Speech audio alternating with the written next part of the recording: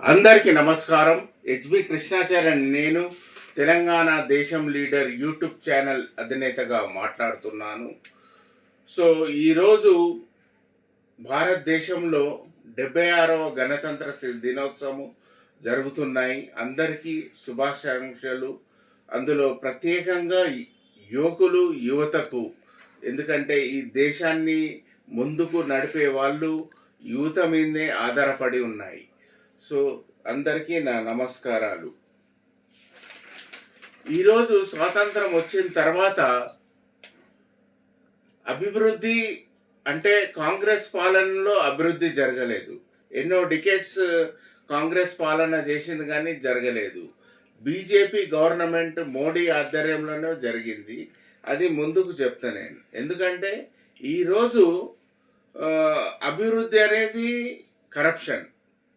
So దాని topic వచ్చేసి ఏం చెప్తున్నంటే game changer politics by corruption, pollution and debts. అంటే కరప్షన్లో మునిగిపోయింది, తేలిపోయింది. ప్రపంచంలోనే 2వ స్థానం ఉండే మోడీ గవర్నమెంట్ రాకముందు. మోడీ గవర్నమెంట్ వచ్చిన తర్వాత కరప్షన్ తగ్గింది డిమానిటైజేషన్ వల్ల. నెక్స్ట్ ఇకపోతే పొల్యూషన్ విపరీతంగా పెరిగింది. ప్రపంచంలోనే అత్యధిక పొల్యూషన్ నేషన్గా విజృంభిస్తుంది. అండ్ అప్పులల్లో మునిగిపోయింది. రాష్ట్రాలు, దేశం కూడా అప్పులల్లో మునిగిపోయింది. సో ఫస్ట్ మనం గొప్ప దేశం గురించి మాట్లాడదాము. Game changer politics in America. So అమెరికాలో మనం చూసాము రీసెంట్గా జనవరి బిఫోర్ 10th జో బైడెన్ ఉండే ప్రెసిడెంట్గా అక్కడ అమెరికా పరిపాలనలో. సో జో బైడెన్ పరిపాలనలో ఏమైందంటే అతని ఏజ్ ఓల్డ్ ఉండి అతనికి మతిస్థితము సరిగా లేదు, డిసిషన్స్ సరిగా తీసుకోలేకపోతుండని కమలా హ్యారిస్ అనేది ఒక ఆడపడుచును నిర్ధారించారనమాట. సో నిర్ధారిస్తే ఏమైంది?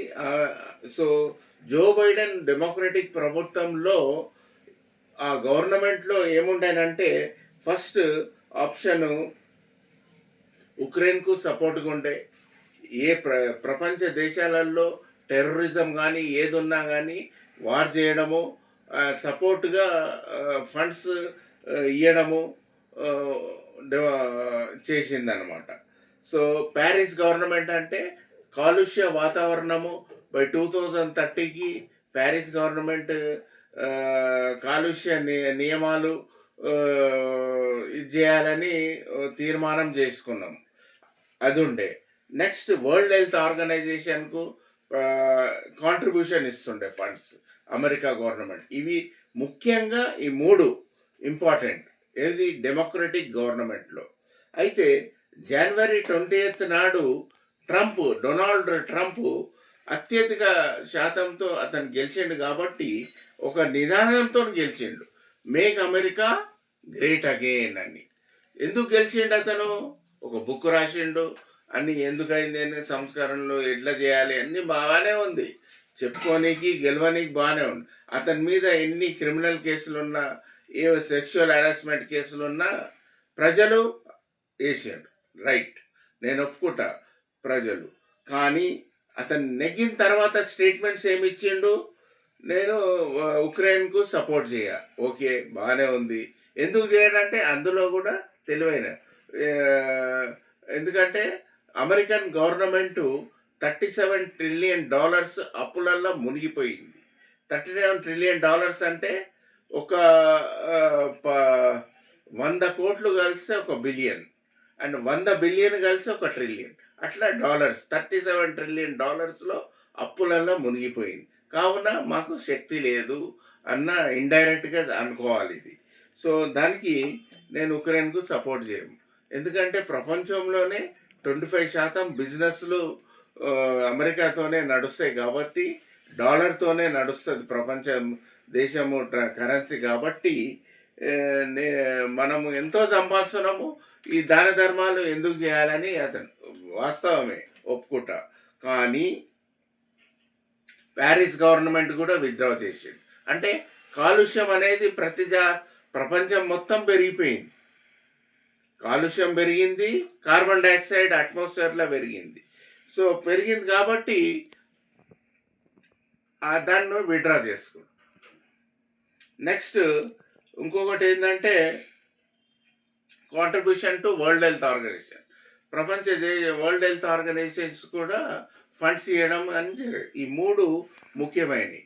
సో, కావున నేను ఏం చెప్తున్నానంటే రు అప్పులల్లో మునిగిపోయింది కాబట్టి స్తోమత లేదు.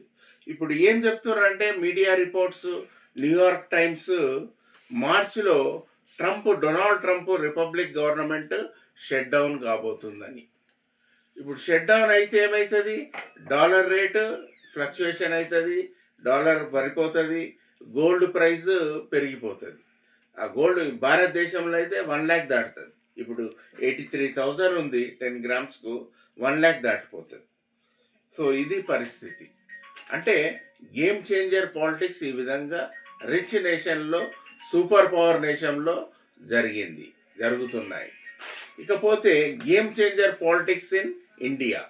సో మనకందరికి తెలుసు, స్వాతంత్రం వచ్చిన తర్వాత ఎన్నో డికేడ్స్ కాంగ్రెస్ పరిపాలించింది. అందులో ఇందిరాగాంధీ పరిపాలించింది. ఇందిరాగాంధీ మైండ్ సెట్ హిస్టరీలో ఏం చెప్తున్నారంటే టిరానికల్ రూల్. అంటే ఆమె చెప్పిందే వేదాంతం, నేను చెప్పిందే చేయాలి, ఎవరిని నెగ్గేయలే, తొక్కేసారు. ముగ్గురిని తొక్కేసింది ఆమె.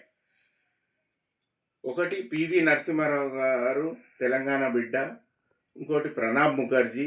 ఇంకోటి రీసెంట్గా చనిపోయిండు మాజీ ప్రధానమంత్రి మన్మోహన్ సింగ్. వీళ్ళంతా ఒక మిరకల్స్ క్రియేట్ చేశారు. ఇప్పుడు ఆమె చనిపోయిన తర్వాత ఏ టాలెంట్ లేదు, ఏ ఎక్స్పీరియన్స్ లేని పివి నరసింహారావు గారి నుండి చేయలేదు. డైనాసిటీ రూల్ అన్నమాట. ఆ డైనాసిటీ రూల్ వర్గాలు ఏమైంది? రాజీవ్ గాంధీని. సో అతను పోయిన తర్వాత పివి నరసింహారావు గారు ఎంత టాలెంట్ అంటే ఆర్థిక సంస్కారంలో దేశం ఎంతో కాపాడిండు. It's a fact, it's a practical thing. తొక్కేసింది అనమాట. మన్మోహన్ సింగ్ గారు కూడా ప్రధానమంత్రి అయింది, తొక్కేసింది. ఒక రబ్బర్ స్టాంప్ లేక చేసింది సోనియా గాంధీ. నేను ఒకటే చెప్తున్నా ప్రజలారా, మీకు కాంగ్రెస్ లేదు. ఎందుకు లేదంటే ఈ యొక్క విదేశీయ సిటిజన్స్ మన దేశంలో కాంగ్రెస్ అత్యధిక పార్టీ ఉన్నది కాబట్టి విదేశీయుల చేతిలో ఉన్నది. సోనియా గాంధీ విదేశీయురాలు, ఈ దేశం యొక్క బిడ్డ కాదు. కాబట్టి వీళ్ళ పర్ఫార్మెన్స్ చూస్తే నేను ఒకటే ఏం చెప్తున్నా అంటే, మోడీ గవర్నమెంట్ వచ్చిన తర్వాత కరప్షన్ కొద్దిగా అదుపులోకి వచ్చింది, జిఎస్టీ ట్యాక్స్ వచ్చింది.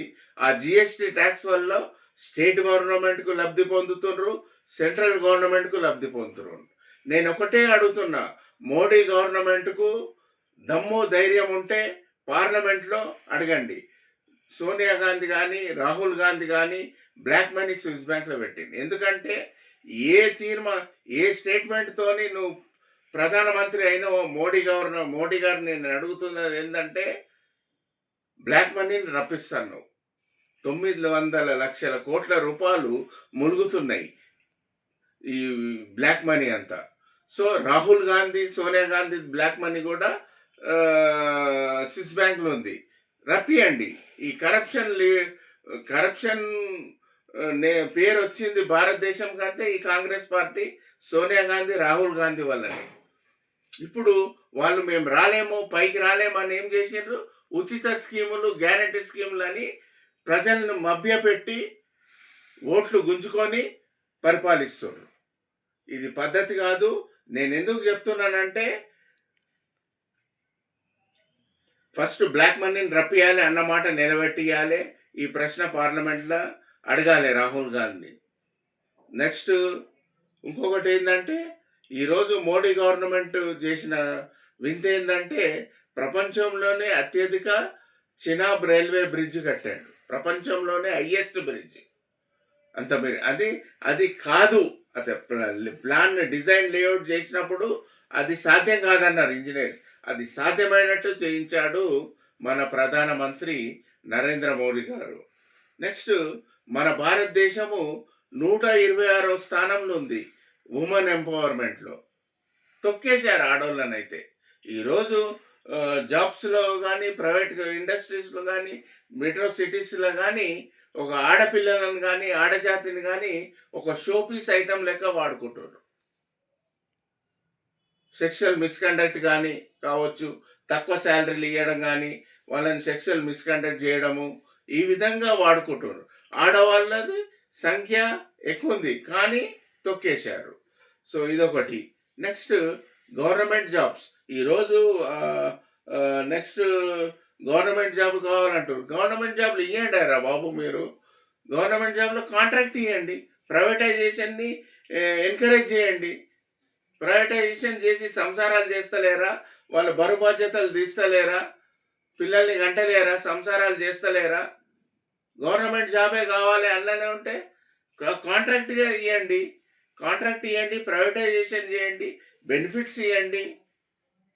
వర్క్ లైఫ్ బ్యాలెన్స్ క్రియేట్ చేయండి. ఎవరొద్దన్నారు? గవర్నమెంట్ జాబ్ చేస్తే పని చేస్తాడా ఎవడన్నా? టెంపరరీ. వర్క్ టెంపరరీ చేస్తారు. లంచగొండి దేశం. ప్రతి డిపార్ట్మెంట్‌లో లంచం లేనిది ఏ పని కాదు. దీనికి అలవాటు పడ్డారు. ఏదో ఐఏఎస్ ఆఫీసర్ గాని, మిలిటరీ కేటగిరీ గాని, లేకుంటే పోలీస్ గాని అఫీషియల్‌గా రిక్రూట్‌మెంట్ చేయాలి.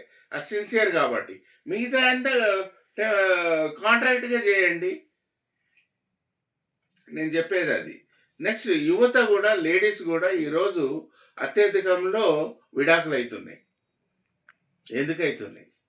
రీజన్ ఏంది? ఇంతకుముందు వరకట్నం తీసుకుంటున్నాయి. ఇప్పుడు పిల్లలందరూ చదువుకుంటుండ్రు. అంత మంచిగా కొలువులు చేస్తుర్రు కాబట్టి ఇదైతుంది. సో, కొలువులు చేసినా గానీ ఏమైంది?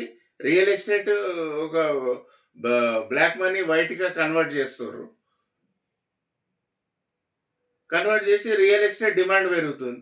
పాపం కొలువు చేసేటోళ్ళు ఆడపిల్లలు, మగపిల్లలు పెళ్ళిళ్ళు చేసుకొని ఈఎంఐలు కట్టలేక సతమతమవుతుర్రు. ఆ! భూమి పుట్టినప్పుడు చూసిన ఆ BR Ambedkar right to property పెట్టిర్రు. అది చేతగాలే మీకు. అది ఫెయిల్యూర్ అయిపోయింది. అది ఫెయిల్యూర్ అయిపోయింది. కిరాయిల మీద ఆధారపడాలి. కిరాయిలతోని బతకాలి. బ్లాక్ మనీ చేసి వైట్‌గా కన్వర్ట్ చేసినీకి ఇదొక మంచిగా దొరికిందిరా బాబు మీకు. ఇప్పుడు ఆడ అనక, మగ అనక కష్టపడి ఈఎంఐలు కడుతుర్రు. లక్షలు లక్షలు. ₹1,00,00,000 లేనిది నీకు ఇల్లు దొరకదు. ఏందిది? ఇంకొకటి బిజినెస్ చేస్తారా? ఆ డూప్లికేట్ బిజినెస్.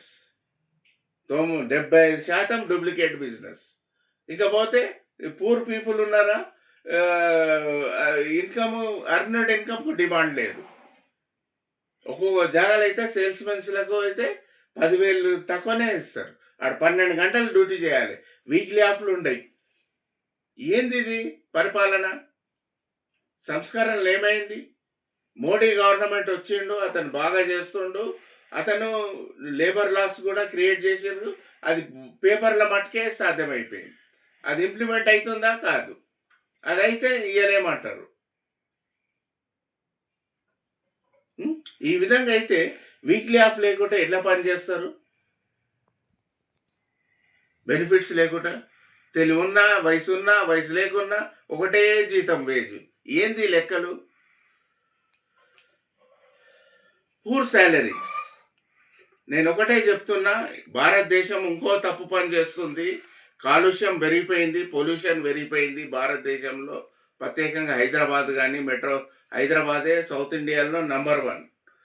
కాబట్టి ఇప్పుడు క్రూడ్ ఆయిల్ కూడా కొనుక్కొని జమ చేస్తుంది. స్టాక్ పైలింగ్ చేస్తుంది. ఎందుకు? నెక్స్ట్ ఇండియన్ పొలిటికల్ సీనియర్లో every political party funds receive చేసుకుంటుంది. బీజేపీ కావచ్చు, రీజనల్ పార్టీస్ కావచ్చు, లేకుంటే కాంగ్రెస్ కావచ్చు. చందాలో దందాకారో అంటే వాడు ఎన్ని కోట్లు ఇచ్చినా నువ్వు ఏ దందా చేసినా ఫ్రీగా వదిలేయాలి. ఇది ఇండైరెక్ట్ కరప్షన్. ఇది చందాదో దందాగారో అనేది బంద్ కావాలి. నేను అర్థం ఫండ్స్ లేనిది ఎందుకు నడవదా పొలిటికల్ పార్టీకి? నీతి నిజాయితీ క్రమశిక్షణతో లేదు. ఎందుకంటే ప్రజల్ని జడిపేశారు. నోటిచ్చి ఓటేసుకోవడం తయారయ్యారు. వెల్ఫేర్ స్కీమ్లో ఒకటి. అప్పులల్లో మునిగి తేలుతుంది తెలంగాణ రాష్ట్రం అయితే. ఓడైతే 7,00,000 అప్పులు చేసిండు, ఏడాది కాలే. గవర్నమెంట్ నడవాలంటే డబ్బు కావాలి. 1,50,000 కోట్లు మళ్ళీ అప్పు అయింది. 8,00,000 దాటిపోయింది ఇప్పుడు. అది ఎప్పుడు తీరవాలి, ఎప్పుడు కట్టాలి, ఎప్పుడైతుంది?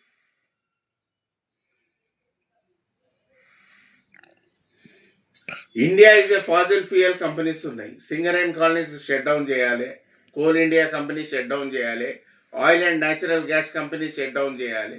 ఫాజిల్ ఫ్యూయల్ పొల్యూషన్ పెరిగిపోయింది. ఎందుకు పెరిగిపోయింది? మెట్రో సిటీస్లో అంతా పొల్యూషన్ పెరిగిపోయి ఆక్సిజన్ డిక్రీజ్ అయ్యి కార్బన్ డైఆక్సైడ్ అంతా అట్మాస్ఫియర్లో కలిసి సీ లెవెల్ రైజెస్ అవుతున్నాయి. వర్షం వస్తే తుఫాన్ వచ్చినట్టు మొత్తం మునిగిపోతుంది. ఇంతో ఆ యంగ్ నాయకుడు రేవంత్ రెడ్డి హైడ్రా అనేది తీసుకొచ్చాడు. ఆయనకు ఇప్పుడు ప్రాణ నష్టం ఉంది. పని ఎప్పుడు లేపేయాలనో చూస్తారు. నేను చెప్పేది ఉంటే రేవంత్ రెడ్డి గారికి ఒకటే సలహా ఇస్తున్నా, సోనియా గాంధీ తొక్కేస్తుంది. అవసరం బట్టి మనుషులను వాడుకుంటుంది కాబట్టి ఆమె మన దేశస్తులు కాదు, పరాయి దేశం కాదు. నీకు ఏమాత్రము ఇంత స్ట్రిక్ట్గా చేస్తున్నావో అది ఏమాత్రం ఉంటే బీజేపీలో జంప్ కావాలి. అవి రూమర్స్ కూడా ఉన్నాయి కాబట్టి జంప్ అయ్యి మోడీ గవర్నమెంట్తో గురించి అదే స్ట్రిక్ట్తో మీరు పనిచేయాలని నా సలహా. ఇకపోతే టెంపరేచర్ అనేది 1.5 degrees సీ లెవెల్ రైజ్ అయ్యి 1.5 degrees దాటిపోయింది. 1.5 ఉంటేనే ఎంతో ప్రాణ నష్టం, ఆస్తి నష్టం జరిగింది. ఇప్పుడు అది 3 degrees అవుతుంది. మొత్తం ఇది అవుతుంది, చచ్చిపోతాం అంతా. ఏ సీ కోస్ట్ ఏరియాస్ ఏవైతున్నాయో అందరం చచ్చిపోతాం. ప్రాణ నష్టం, ఆస్తి నష్టం అదొకటి.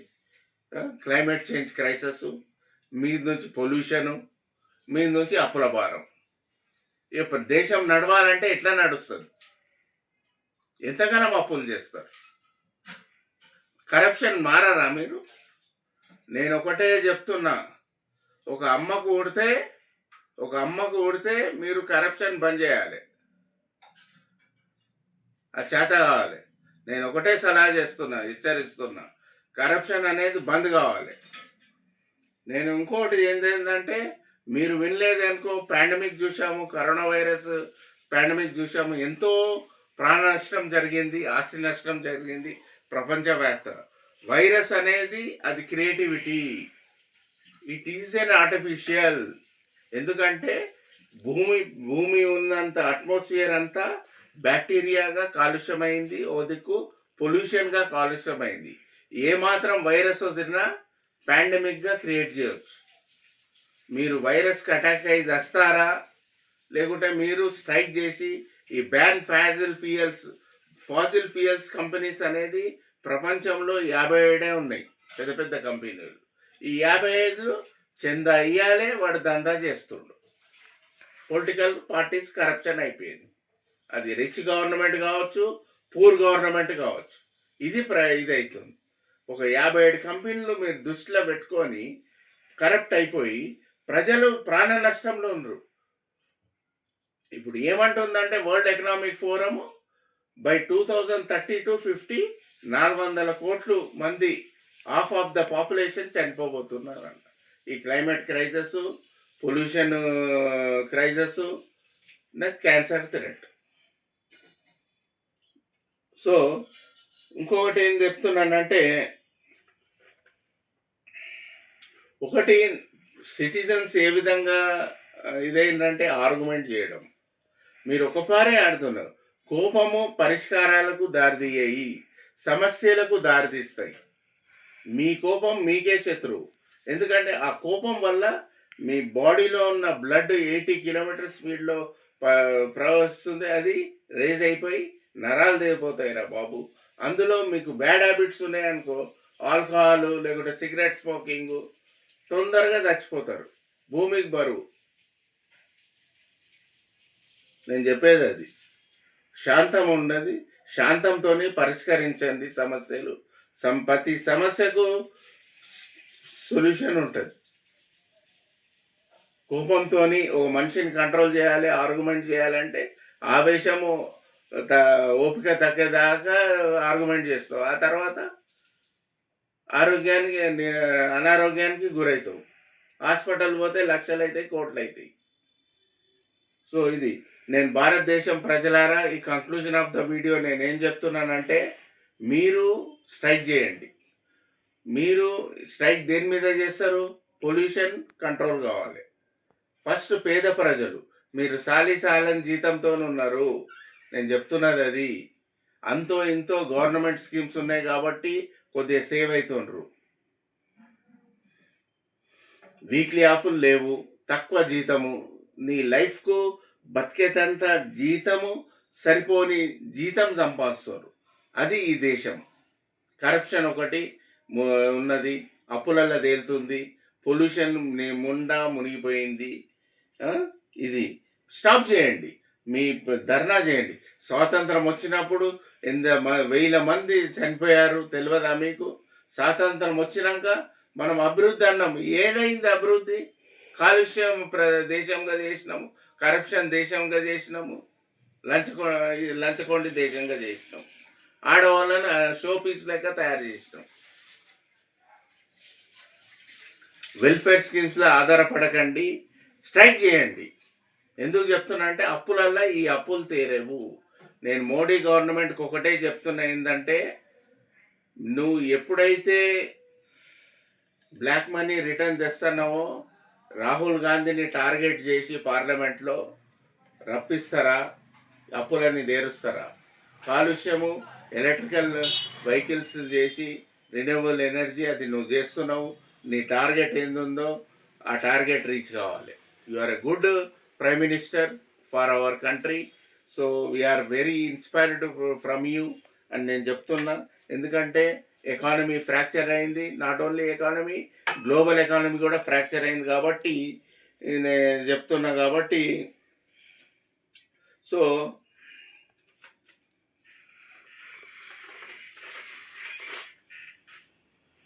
సో ఆలోచించండి. ఎందుకంటే we are in the danger, imminent danger. ముందు ఫ్యూచరు యువతకు కావాలి.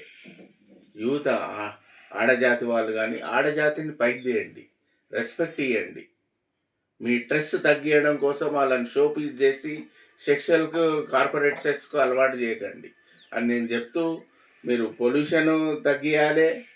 కరప్షన్ అనేది ఆటోమేటిక్ తగ్గిపోతుంది మీరు ఎప్పుడైతే స్ట్రైక్ చేశారో. అండ్ అన్ఎంప్లాయ్మెంట్ క్రైసిస్, దీనికి రోబోలు వస్తున్నాయి. రోబోస్ అటాక్ అయినాయి అనుకో, అన్ఎంప్లాయ్మెంట్ మళ్ళా క్రైమ్ రేట్ పెరిగిపోతుంది.